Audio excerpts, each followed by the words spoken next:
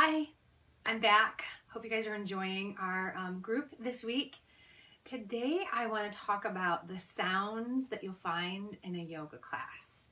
So we actually had someone comment, I think in the day 0 or day 1, about Om and chanting and things like that. And so I thought, well, I'll just do a video on all the sounds that you might find in a yoga class. Not quite all of them because there are many, but just go over some of the basics. So let's start with music. So some teachers and some practices of yoga find that there's no place for music in a class. So you may walk into a class, depending on the type and the studio, and have no music. And really, truly, the music is your breath, right? The cadence and the rhythm of your breath. You'll hear them reference that. There's other places that use a wide variety of music depending on the teacher. Some use Hindu-inspired music that's very based around Sanskrit, the ancient language in which yoga is based around. If you come to my classes, you'll get a mix of instrumental melodies, piano and guitar with no lyrics. Sometimes I'm teaching in a studio that's in the evening and it's a little bit more upbeat and fun class, and I'll use actually mainstream music that I feel is appropriate for yoga. So you'll get a wide variety of from no music to music in a class. Some teachers like to play it really loud. Others, it's very quiet. It's just in the background. You may also find yourself in a class where there's live music. Those are usually offered as special workshops or when some musician that does very specific yoga music is in town. We happen to have a lot of that in Grand Rapids, and anytime I get a chance to go to a yoga class that's got live music, I will go. It's amazing. So if you love music in your yoga class, take a class where there's live music. You just can't beat it.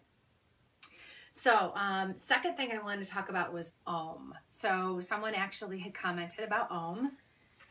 This is Om, right? So you've probably all seen this symbol, right? It's very popular symbol, and you see it in a lot of places on yoga clothes, on yoga mats, on yoga, objects that you see in the class. This is Om. This is what this represents.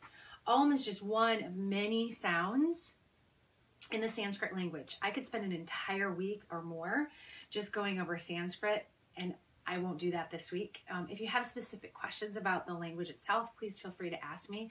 It's an ancient language, again, that which is spoken when teaching yoga in some cases. So you may hear some teachers reference poses in Sanskrit and some in what I will call a mainstream yoga pose naming, right? So there's triangle or there's trikonasana, right? And so trikonasana is the Sanskrit. Shavasana, the very last pose, also called corpse pose. Shavasana is the Sanskrit version. Corpse pose is the mainstream version. So a lot of teachers now mix it up so you're not confused if you don't understand Sanskrit. Now you may walk into a class that's completely Sanskrit as well, so you have to be ready for that. Again, as I said in a previous video about picking out a class, ask questions before you head in. So let's break down Om real quick, and then we'll close it out for the day. So Om, there's 3 parts of Om. So I'm going to Om for you, and so then we'll walk through it. So Om sounds like this. Om.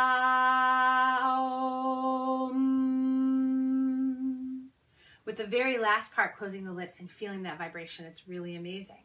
And so it's usually much slower. I'm doing a little quicker because it's the video and I don't want to drag this out for you. Some people reference that as the beginning of life. The Ah part is the beginning of life. The O part is, so birth, right, beginning of life. The O part is the actual living the life, and the is death.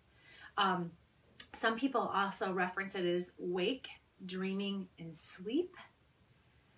And there's different interpretations of it, but it all means the same. Om is essentially like this universal symbol of oneness, completeness. And so a lot of times classes will start with it and or end with it.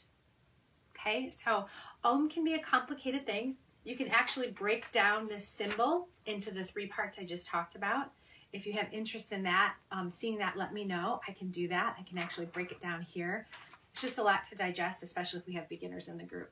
So I hope that helps. Just a little sneak peek at some of the sounds that you'll see in a yoga class. Have a great day.